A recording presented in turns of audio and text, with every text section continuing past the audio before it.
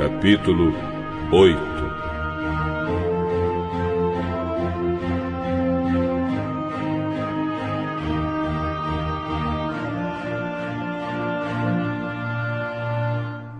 Pouco tempo depois, ajuntou-se outra vez uma grande multidão.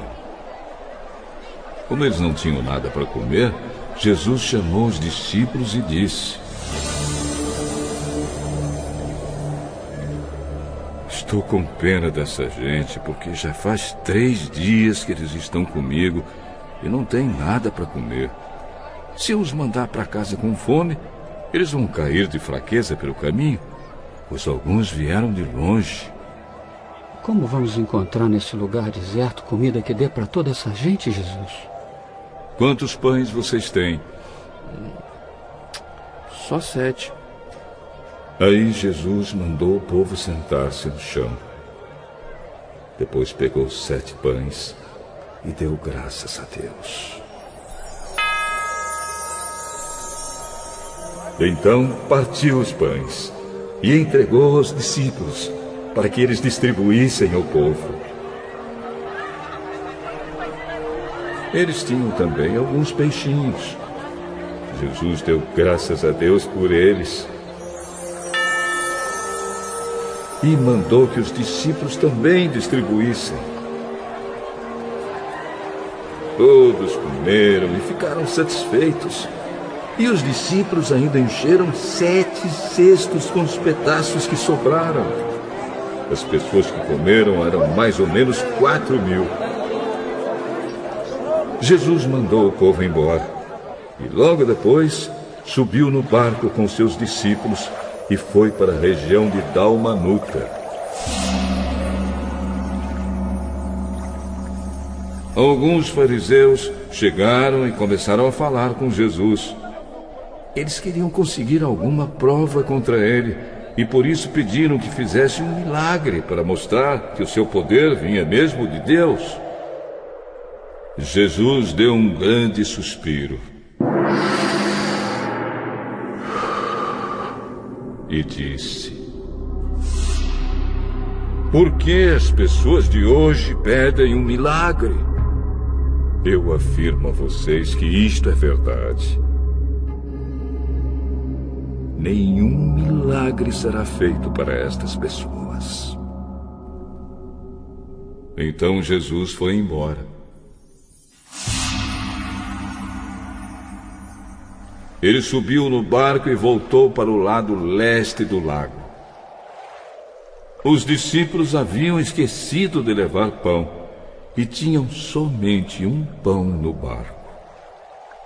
Jesus chamou a atenção deles. Fiquem alertas e tomem cuidado com o fermento dos fariseus e com o fermento de Herodes. Aí os discípulos começaram a dizer uns aos outros: Ele está dizendo isso porque não temos pão. Jesus ouviu o que eles estavam dizendo e perguntou: Por que vocês estão discutindo por não terem pão? Vocês não sabem e não entendem o que eu disse.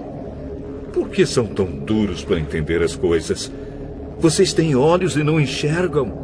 Têm ouvidos e não escutam. Não lembram dos 5 pães que eu parti para 5.000 pessoas? Quantos cestos cheios de pedaços vocês recolheram? 12, Jesus. E quando eu parti os 7 pães para 4.000 pessoas, quantos cestos cheios de pedaços vocês recolheram? 7. Será que vocês ainda não entendem? Depois, Jesus e os discípulos chegaram ao povoado de Betsaida. Algumas pessoas trouxeram um cego e pediram a Jesus que tocasse nele. Ele pegou o cego pela mão e o levou para fora do povoado. Então cuspiu. Passou a saliva nos olhos do homem, pôs a mão sobre ele e perguntou: Você está vendo alguma coisa? Vejo pessoas. Elas parecem árvores, mas estão andando. Jesus pôs outra vez as mãos sobre os olhos dele. Dessa vez o cego olhou firme e ficou curado. Aí começou a ver tudo muito bem. Em seguida, Jesus mandou o homem para casa e ordenou: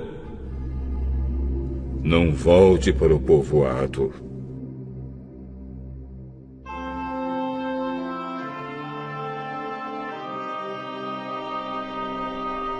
Depois, Jesus e os seus discípulos foram para os povoados que ficam perto de Cesareia de Filipe. No caminho, ele perguntou aos discípulos: quem o povo diz que eu sou? Alguns dizem que o senhor é João Batista. Outros que é Elias. E outros que é um dos profetas. E vocês? Quem vocês dizem que eu sou? Pedro respondeu: o Senhor é o Messias. Então Jesus proibiu os discípulos de contarem isso a qualquer pessoa. Jesus começou a ensinar os discípulos, dizendo: o Filho do Homem terá de sofrer muito. Ele será rejeitado pelos líderes judeus, pelos chefes dos sacerdotes e pelos mestres da lei. Será morto. E 3 dias depois, ressuscitará. Jesus dizia isso com toda clareza. Então Pedro o levou para um lado e começou a repreendê-lo. Jesus virou-se, olhou para os discípulos e repreendeu Pedro, dizendo: saia da minha frente, Satanás!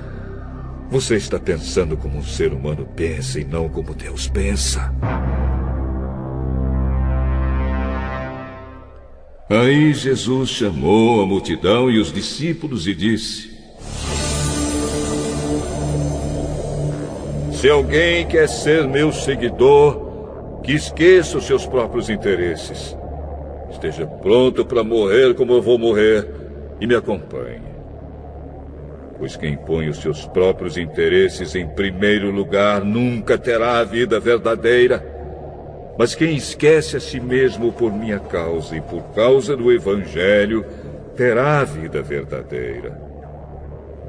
O que adianta alguém ganhar o mundo inteiro, mas perder a vida verdadeira? Pois não há nada que poderá pagar para ter de volta essa vida.